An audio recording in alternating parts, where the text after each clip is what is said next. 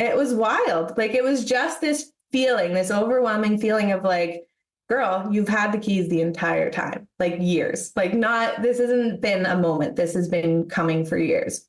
All right. I'm Rebecca Hay, and I've built a successful interior design business by trial and error, podcasts, online courses, and so many freaking books. Over the last decade, I've grown from an insecure student to having false starts to careers, and now I'm finally in the place where I want to be. Throughout my journey, it's been pretty obvious that I'm passionate about business and helping other entrepreneurs do the same. Each week, I'll share tangible takeaways from my own experience and the experiences of other badass women to help you build your confidence and change your business. Hey, it's Rebecca, and you are listening to Resilient by Design. Today, I am re-airing our top episode of 2024. Of all the incredible guests we had, of all the really robust solo episodes that I shared in 2024, there's one episode that stood out above all else. It is the one that had the most listens, the most downloads, and it is a guest episode with Angela Wainscott, who happens to be a POP alumni. Her episode shares how she ditched her 9-to-5 job and dove deep into starting an interior design firm. She actually shares specifically in it how she made the decision. I think it was like on day 2 of taking Power of Process. It's a really inspirational episode. If you haven't listened to it, give it a listen today. You're going to love it. Enjoy. Welcome to Resilient by Design, Angela. I'm really excited to finally have you on this podcast. I feel like we could have had you on this podcast like, what, a year ago, 2 years ago? I'm so excited you're here today. Been a long time coming for sure. Before we dive into all the juicy goodness, why don't you just start off by letting our listeners know who you are? My name is Angela Wainscott, and I am the owner and principal designer of Upstage Design, which is in Bruce County, Ontario. So we're kind of in rural Ontario, but we kind of service kind of everywhere. It's full service, and then we also do home staging. So we work with realtors and homeowners and different contractors and all kinds of people. And your company name is? Upstage Design. It's probably good to tell people that. I know. I love that. I mean, it'll be in the show notes, and I'm sure I just did it in the intro, but I think it's just such a great name. Like, it just, Upstage is just clever. I like it. We say we're not in the business of upstaging anyone. We're just upstaging your home. Yeah. We're not trying to be better than you. Yeah. So cute. There's so many things that we could talk about, but why don't we start with how we met? Yeah. Let's talk about, like, how did you find me? When was that? And why did you sort of fall into my world? And what made you decide to sign up for my course, Power of Process? Sure. So I had been doing my business on the side for a couple of years. I actually started when I was on maternity leave with my son. First pregnancy, I was completely overwhelmed and also exhausted and also really bored of just sitting around and watching a baby all the time, to be honest. So I just needed something. I needed a creative outlet, and my family had always renovated houses. I grew up with my parents like buying and flipping houses essentially, and getting calls from the bank or realtors saying, hey, they're going to tear this house down. You want to come check it out? And my parents would go, and 9 out of 10 times they would buy the house that needed to be torn down. So I got to live with like a really nice house and then a just absolute dumpster dive and then it would kind of go back and forth. So I had that in my background and learned a lot growing up in terms of that. I always would put their homes into the computer on The Sims, actually, is where I started out, got my hot start. So I would put the houses in. I would go out with my little tape measure, like in grade 4, and I would measure all of the rooms, put them into the computer. And I had so much fun doing that. And then I just, seeing my parents, because they were both entrepreneurs, so seeing them do what they did, I just thought, oh my God, I'm never going to do this. I don't want to, I don't want to stress out my parents. I want to have a job that I have money coming in every week. I don't want to be a burden to anyone. So I promised my dad, I will never become an entrepreneur. Don't worry about me. I will keep straight and narrow. I'm not going to do anything crazy. Okay, wait. Hold on. So your parents were entrepreneurs, or they just did that on the side? They were. So they were entrepreneurs. So they, not only did they renovate and then sell the houses, they were also in the business of doing it for other people. So they would wallpaper and drywall and all of the things you could do, they did. So I got to learn. I pretty much was raised in construction zones all of the time. They had a good life as an entrepreneur, but I definitely saw the highs and lows of it firsthand, right? So I was like, ooh, I don't want to make anyone worried. And I want to wear a dress every day was my thing, is I'm going to wear a dress every day. I love that. I love that. Obviously, it didn't work out like that. But I did go to school for marketing and graphic design kind of first, and I did work in corporate for quite a while. And then I decided, you know what? I love this so much. I have so much fun doing this. And because I was on maternity leave and people were starting to kind of come to me and be like, hey, your house looks amazing. Can you do my house? So it started out as just like a little bit on the side. And that's when I found your podcast, is I was like, okay, if people are asking me to do this, I need to know what I'm doing. I know that I have the design part. I have like the natural gift for that. I have the construction background, but I don't have education for one, and I don't have any understanding of how to run a design business. So I stumbled across your podcast. I think there's like 3 or 4 other podcasts that were kind of all in the mix. And I just like devoured knowledge, like any podcast I could get, any book. It was just like, get in my belly. So I just took it all like in. A sponge. Exactly. And I learned so much from the podcast. And I think it was on there that you had your, you were advertising for Power of Process. And that was something that I was really lacking in my business. I didn't necessarily know that I was lacking process at the time. I just was happy to be doing it kind of as a side. It started out as styling too. So it was a little bit less intense than what I'm doing now. I just never really thought that I could go out on my own and do it by myself. I think because I had made that promise about not becoming an entrepreneur, I think that kind of was sticking with me. I had a really good job. I was an executive director at a hospital foundation. Wow. And then COVID happened.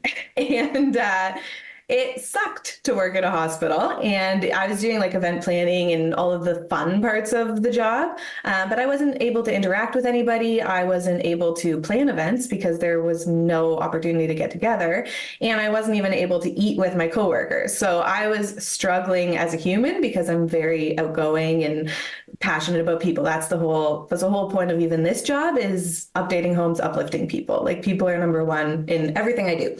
So having COVID happen at my other job, and then I had a couple coworkers who were like, you don't belong here. You need to leave. You are meant to have an interior design business and you need to go for it. So I was actually talking to one of my coworkers there, and I pretty much was telling her like, okay, this Power Process, it sounds really great. It seems like it would be maybe like my first big move into it, because at that time I hadn't spent any money at all on my business. I had made an Instagram page, taken my own photos, like nothing too serious. So this felt like a real step into it. So that is how I found Power of Process. And my work friend was like, go for it. Like, you need to get out of here. So I signed up. And that's amazing. I love that you had that. Yeah. And we're going to dive into what happened after that. I love your story. It's just so, oh my gosh, you were a first for me in a couple of ways, but in one really impactful and powerful way. And we're going to share that in just a minute. What happened? Like, you had a massive change in your life very quickly after signing up for Power Process. But I do want to, before we dive into that, I do want to just honor that we sometimes fight our destiny. Totally. It's like, that's what I'm hearing. And that's what I'm like, that's sort of what I'm hearing, because as someone who also grew up with entrepreneurial parents, I can really relate to hearing you say, I saw the ups and downs. It's not always raining money, right? There are times when it's tough and money is tight. And so that was what I witnessed growing up with a single mom running her own business. Was like, we're buying this big home. Okay, now we have to sell that home, and honey, we can't go shopping. Like, it was really a roller coaster for me. So I can imagine others growing up with entrepreneurial parents experience that. And so I just want to like take a moment to just say, for anyone listening who's like, oh, has this calling, right? You've got this pull telling you to do something, but you're resisting it because you're afraid, right? Mm-hmm. Or whatever the reason might be. Usually it's out of fear. I feel like Angela's story, for those listening, is your wake up call. Like, if you have that passion for something, be it interior design, decorating, staging, architecture, something in the creative field and you're resisting it because you're afraid that it's not secure, you're not going to make money. I want Angela's story and this podcast to let you know that like you can do it. In some ways, hearing your story, Angela, it's funny because it's like you had no chance a life in corporate. Growing up in that environment, come on, you were built for this. No kidding. That job was good for me in that I was kind of I had a board of directors, but I was essentially in charge, and I need that. I know I do. But yes, it was too limiting. I had to be bigger. So amazing. So when did you take Power of Process? So I actually have no idea. I'm pretty sure I know I took it twice. That's why I'm saying, when did I take it? I think the first go was 2021. Yeah, that sounds about right. I say that I've had children every 2 years, but one of them was my business. So I had Cedric and then Darcy and then the business. And now I'm having another one this year. So I'm like, just going for it. Congratulations. That's so exciting. Yeah. This is a baby. It totally is. Anyone listening can totally relate to that. Yeah, absolutely. Yeah. So took it Power of Process. And that was my first okay, I'm going to do this investment for myself. You're totally right. I had no choice. I was going home and designing things that didn't exist. I was still. Were you still using Sims? I was at the Sims point for a while. I had upgraded my software just for fun. I honestly wasn't even being paid. I was paying for the software to play around with. So yes, it was totally my calling. But yeah, it is scary. And my husband comes from a family that's very you have to do this a certain way, very by the book, very think about it. They're great people. They really think about every decision they make, and that makes them very smart at investing and all of those things, right? And then my side of the family is very go after it, do anything that can happen. They're just going to say yes to. So we lived on a commune for a little bit, which is a totally other story. Holy, that's a whole other podcast. We totally other podcast. Talk about that one. They would just say yes to every situation. So I grew up with these yes men. So you would think that it would be so natural for me to jump into the entrepreneurial lifestyle. And for some reason I was fighting it. You're right. But anyways, Power Process comes along. So tell me what happens next. I mean, I know. Tell everyone listening. So first day of Power Process, I don't even think it's day one. It was homework, pre-course work. I've always been super spiritual because I grew up on a commune.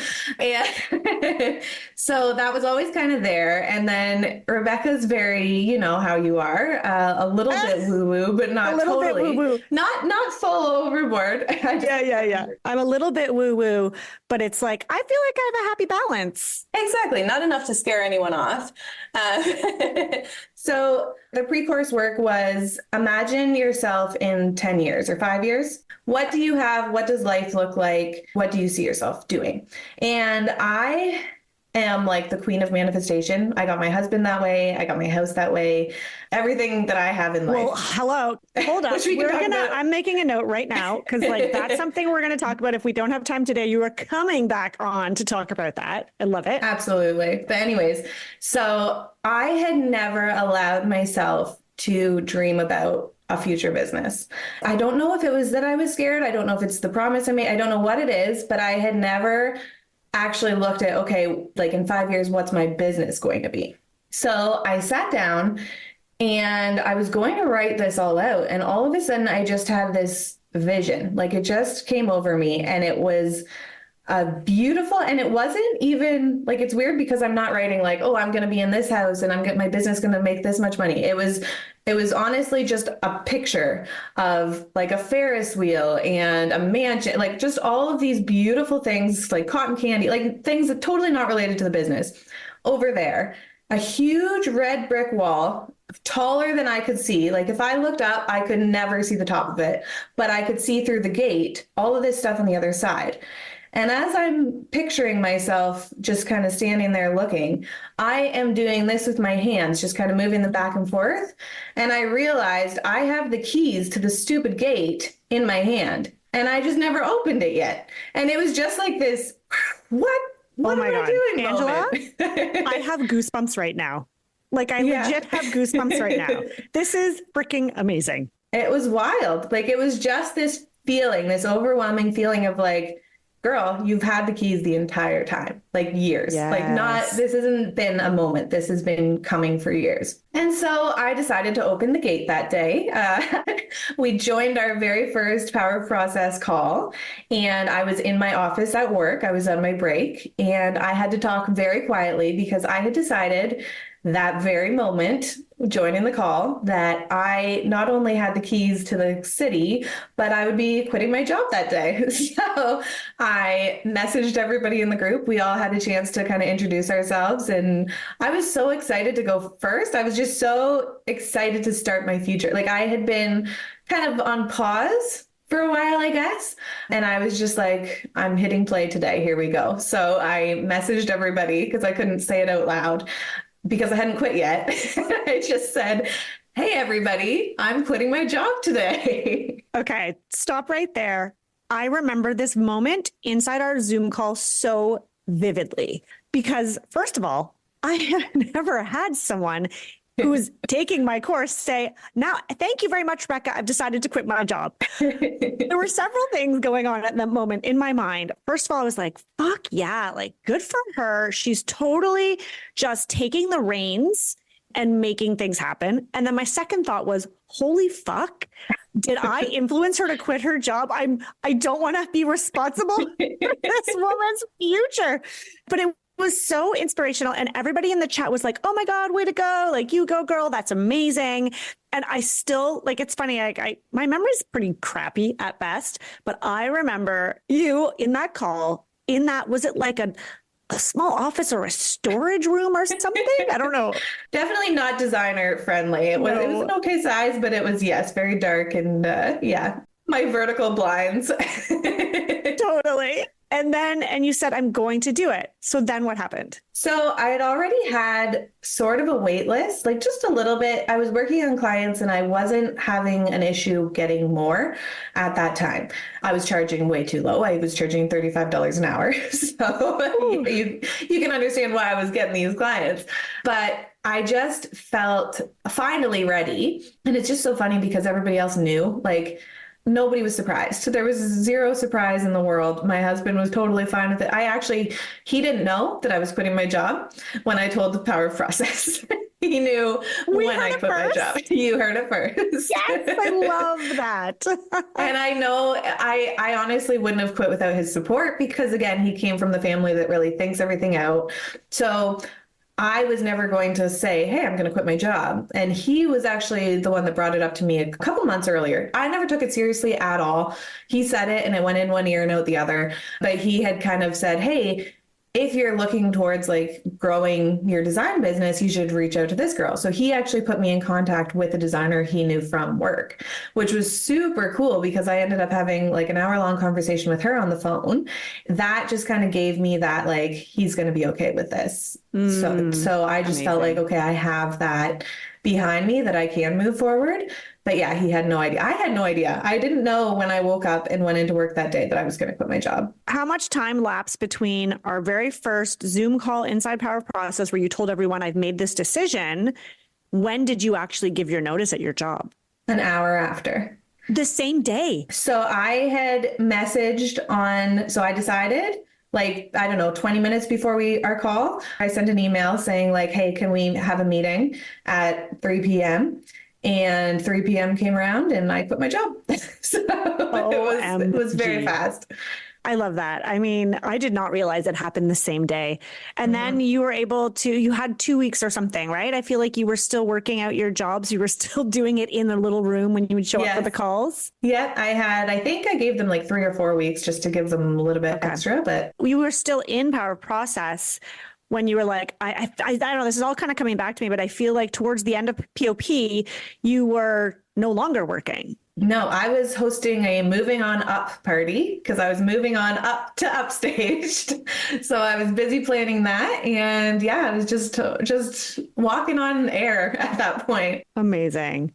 Well, I thank you for sharing that story here. I think it's really helpful for other people to hear specifically the details, like the nitty gritty guts of a transition, because a lot of designers do come into the interior design industry as a second, third, fourth career. Like it's very common. In fact, now that I have been exposed to so many designers through the podcast and through the coaching, I realize I think actually the majority of designers had a previous career. The majority of designers don't go directly to school and become a designer.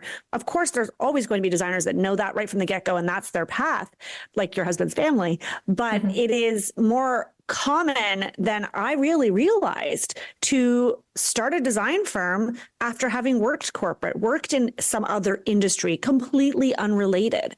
And so I just love hearing that the nitty gritty of like how you quit your job. And like, I love that Power of Process was the catalyst. There you go. That's the word. Thank you, Angela.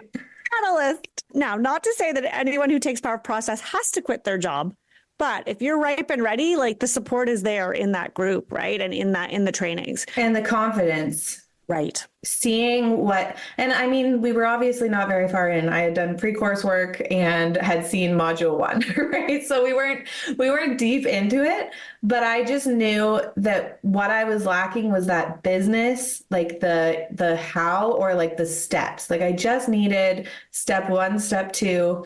And yeah, just like that awakening of like, oh, this is where I'm supposed to be. I think a lot of people don't go into interior design right away because it's one of those jobs like being an artist or a singer, or you know what I mean? It's not as lofty, I guess, as those goals, but that's scary for a lot of people. Yeah, absolutely. It's a creative career, and running your own business is, it's not something to shake a stick at. It is not easy. And especially as someone who, like yourself, or even me, who's grown up with entrepreneurial parents around, like you really understood that it's not this painted picture of, right. Oh yeah, I get to be my own boss. It'll be perfect. Exactly. There's so much more to it. And if you do it that way, you're not going to be successful. Like you have to have the process, and you also have to, I'm so thankful for my corporate background because I did all of their financials for years.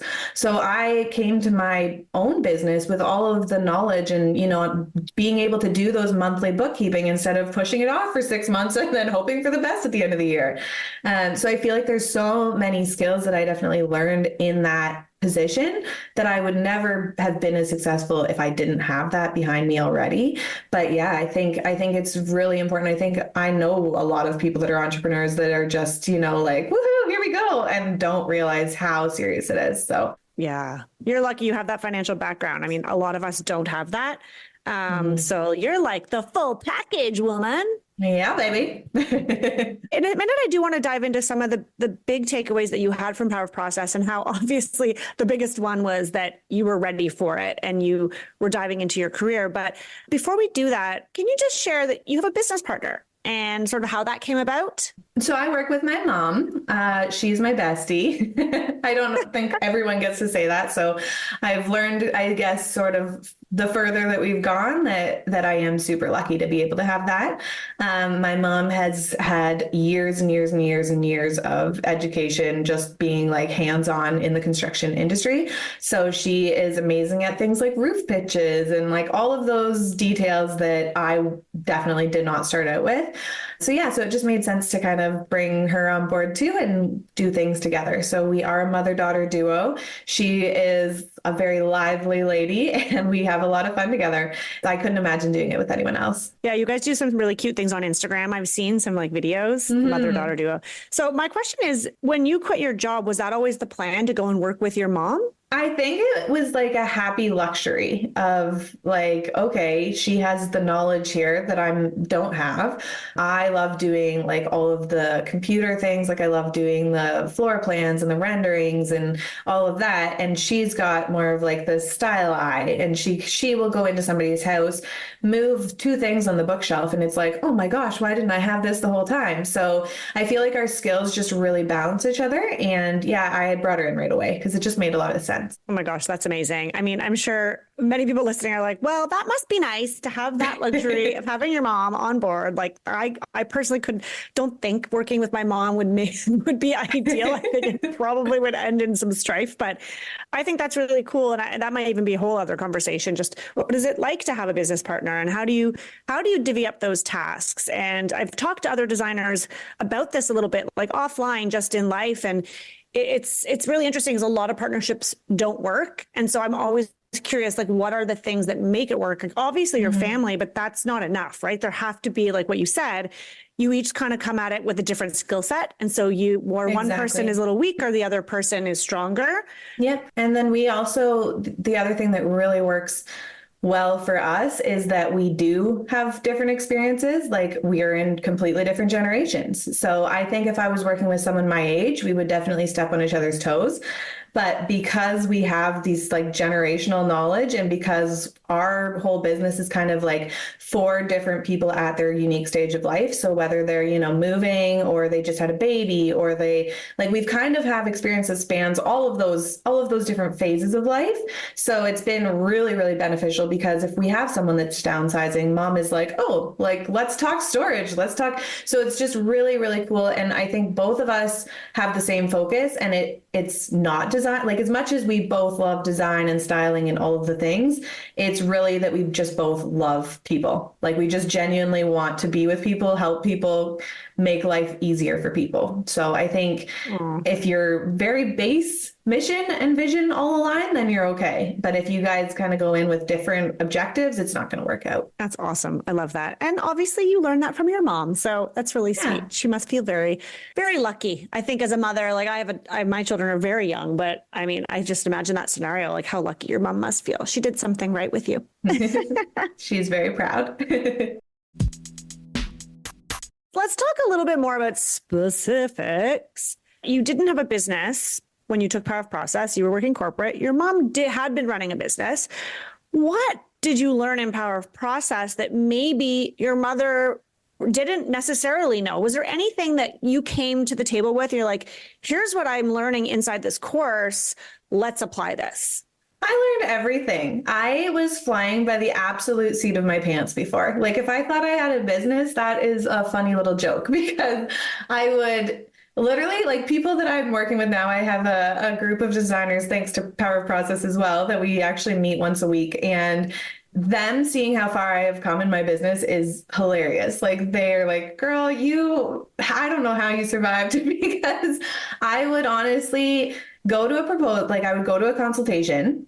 I would be like, great, I can help you. I would not send a proposal.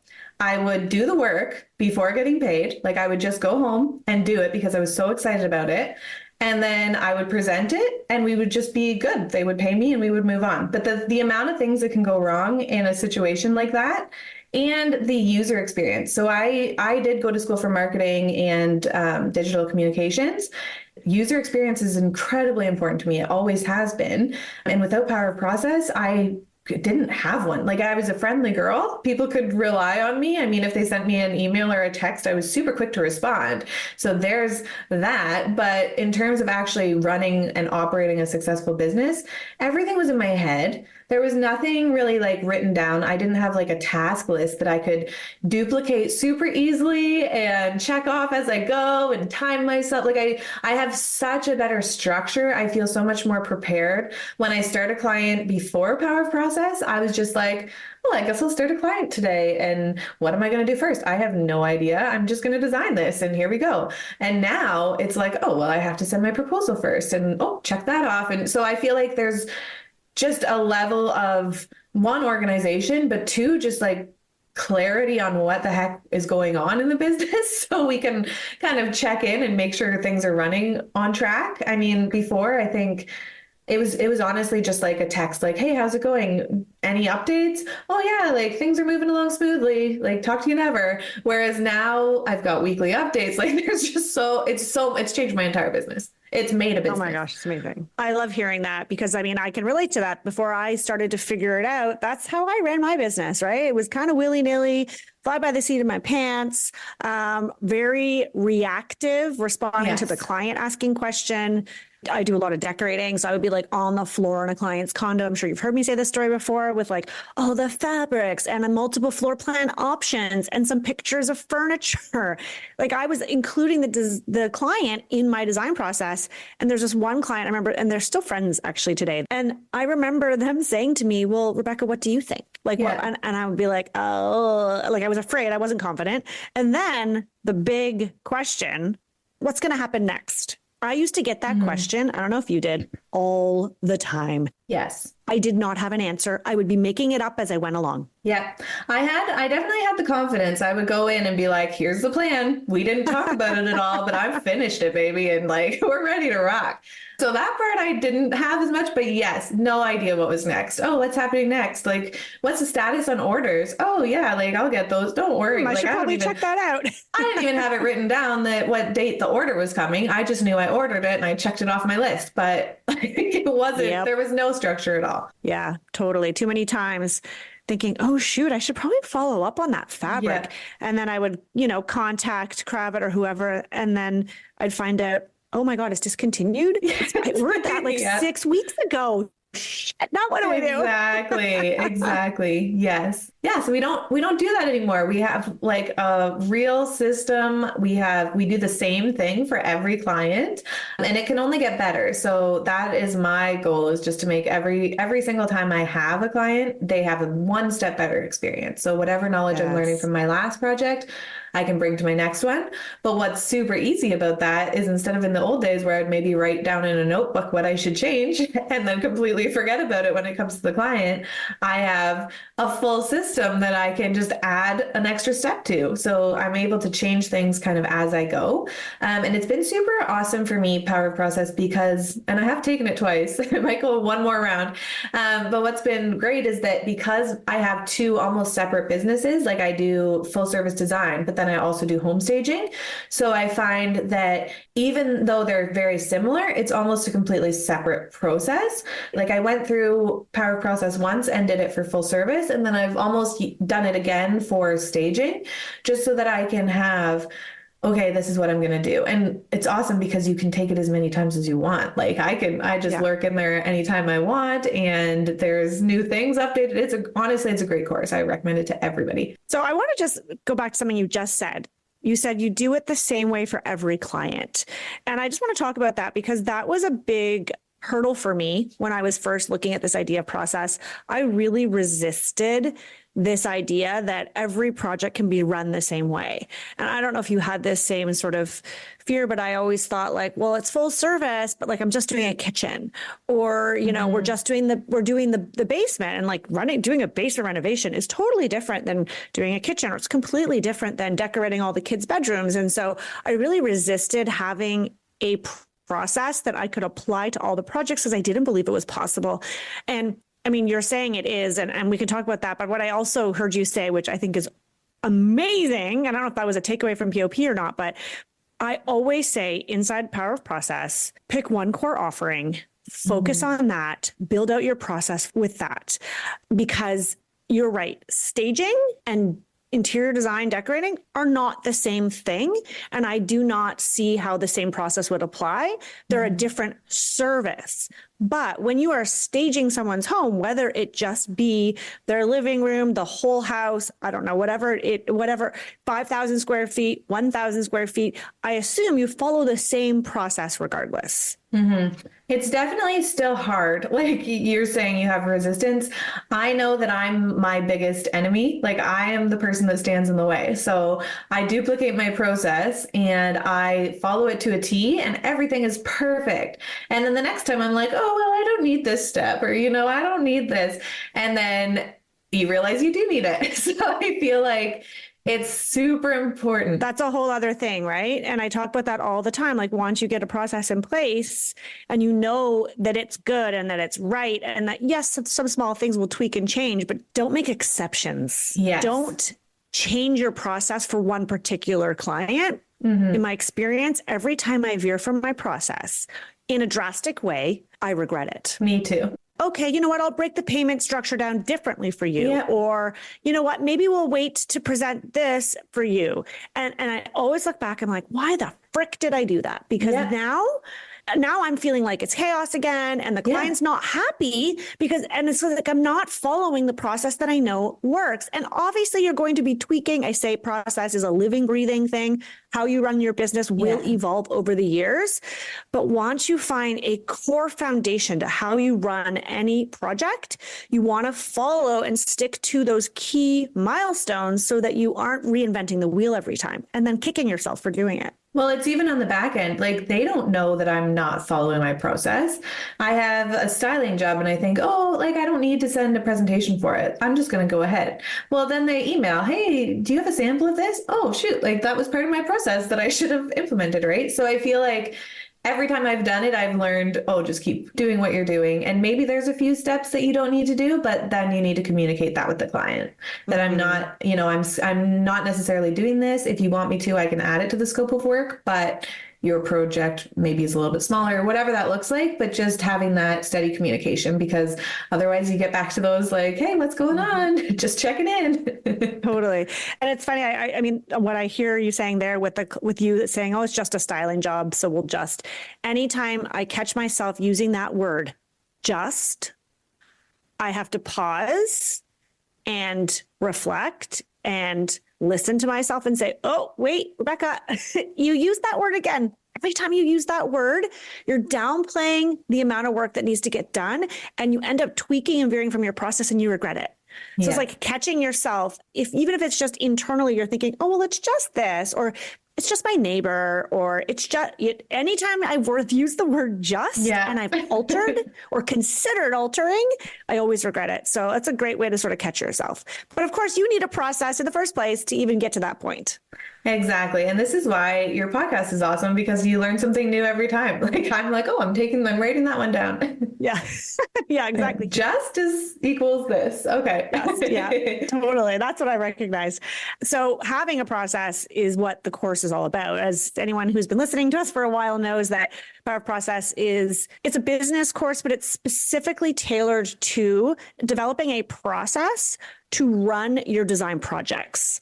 Power of Process isn't necessarily teaching marketing to an in-depth extent. We're not teaching some of those other business financial practices. There's parts of that are woven through, but the goal with the course is to get your business set up so that you can serve your client and repeating it the same way every time, so that you don't feel like you have to reinvent the wheel. You're not wondering what's the next step, and it helps you to grow a team or hire if that's something you want to do. Process is such a buzzword. You can listen to different podcasts that are like, oh, perfect your process, do this, do this. And it just feels like, okay, like, what's the actual takeaway? But that's the difference. Like, I've taken a lot of courses. I'm an educational, I don't know, I just love it, everything about it. But I find that with your course, it was so much more hands-on and specific to my business and stuff that I could use tomorrow. Like, every single module had something I could implement that day to make a better business. And that's where I think your course differs a lot from some of the other ones that I've taken. I just really like being able to actually use the knowledge that you learn. Because how many of us have bought courses and then they just sit on the shelf, or you listen to the first one and then kind of drop off the rest of the way, and there's great knowledge in them, but you don't actually use it ever, right? So I think being able to work on it kind of week by week and have it build on itself is really, really important too. That's so wonderful to hear. And that's part of why we did a big revamp in 2023 of the course, because I wanted to make it even more applicable, meaning that I wanted it to be more bite-sized content that didn't make you feel stuck or like, oh, I can't move into the next module because I still have to do this big exercise, or I still have to do this huge like reflection on my business. And so I wanted to make it one of those courses, and it sounds like we did a good job, where each lesson is like, oh, I'm going to apply that right now, or oh, I can do that tomorrow. Yeah. And there's always more work you can do. Obviously, right? You want to build out all of your what to expect documents. You want to create all your client facing PDFs. Like, that takes time, but that was sort of the goal with this last revamp, is like, let's make it really tangible so that you can learn something and you can apply it. And I really dive in a lot more now in this sort of new and improved version of the course into specifically how I run my business. Not for the purpose of making others do it my way. Absolutely not. And I hope that point is clear, but it's just always helpful to see how someone else is really doing it and living and breathing it in the trenches. Like, I'm still running interior design projects, unlike a lot of other coaches out there. And so I am shifting and modifying and responding to market conditions and making sure that what we are doing inside our business works for our current clients.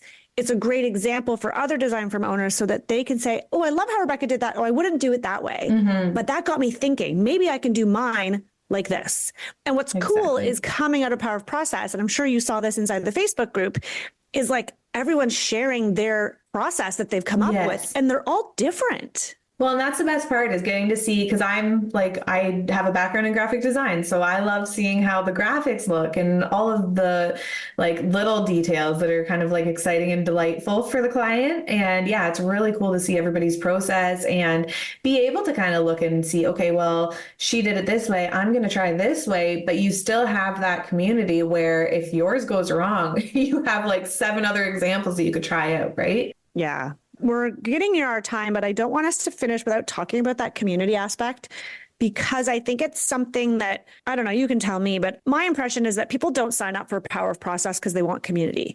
They're signing up for Power of Process because they want to know, like, they want a blueprint, like, tell me how to do it. Tell me how to run a project from A to Z, like, give it to me.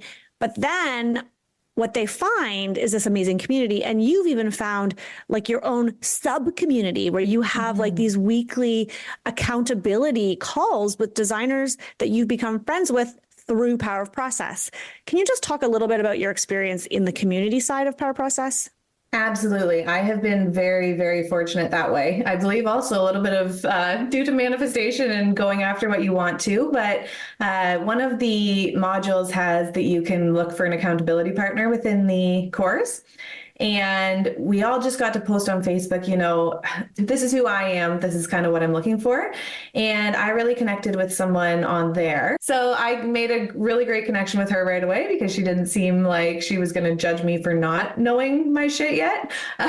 So we connected, and she is also really good at bringing people together. And she brought 2 other members on as well. And it is amazing because we all have completely different backgrounds because, like you said, not a lot of people that are taking, and maybe it's even people that are specifically taking your course that have these other backgrounds, and now they're getting into design and okay, like, how do I make this a really good business?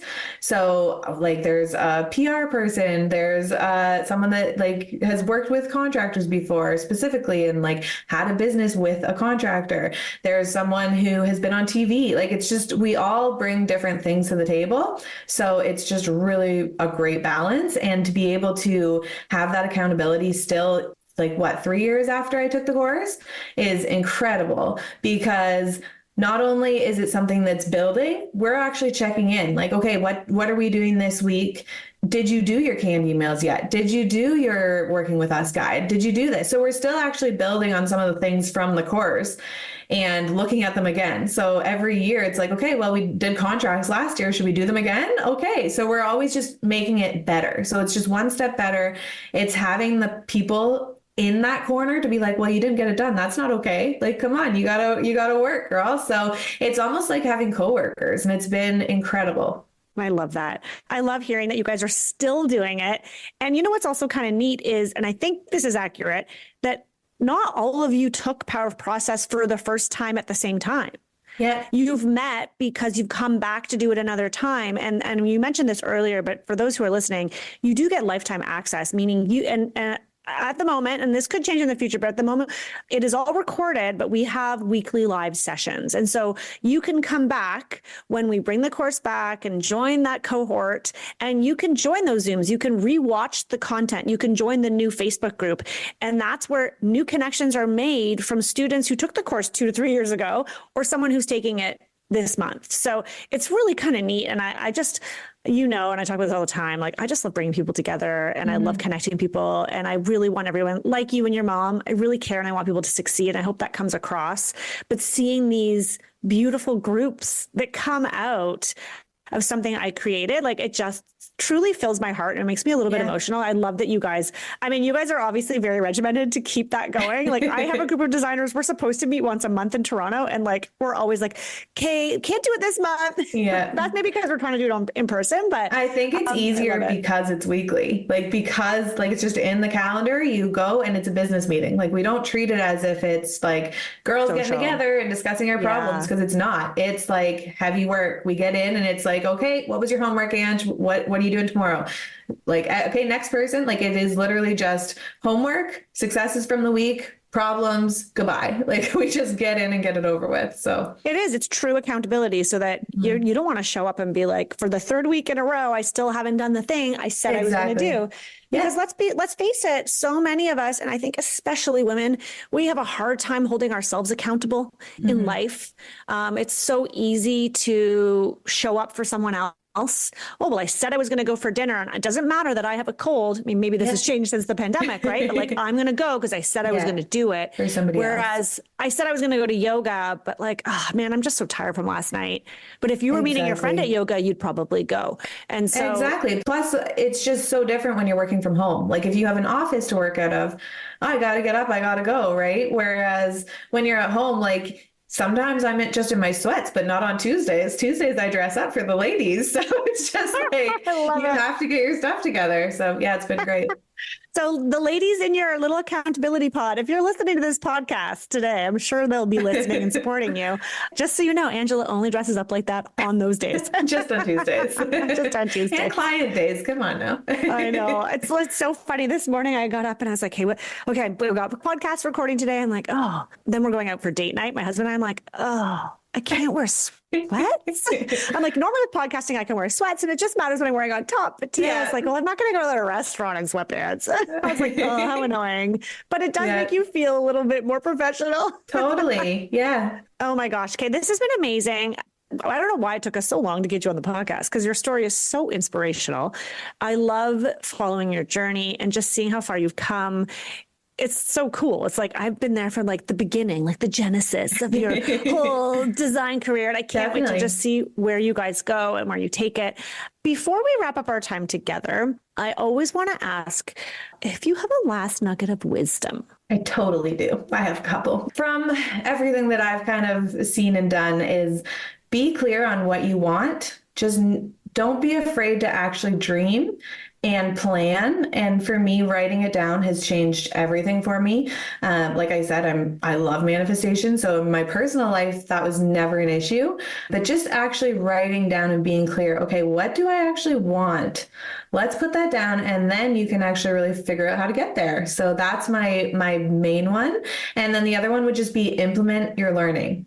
I know so many people that listen to so many podcasts, so many books, like everything, and they just take the knowledge and I don't know what they do with it. They just put it up on the shelf and they can't grow and build and become because they're not using that knowledge. So just making sure you implement the knowledge. I cannot tell you how much I've grown in the last couple of years and how I'm just so excited because I just know it's just going to keep snowballing because there's no chance for it not to, because I'm implementing so much. So definitely implement everything and don't be afraid to dream. I love that advice.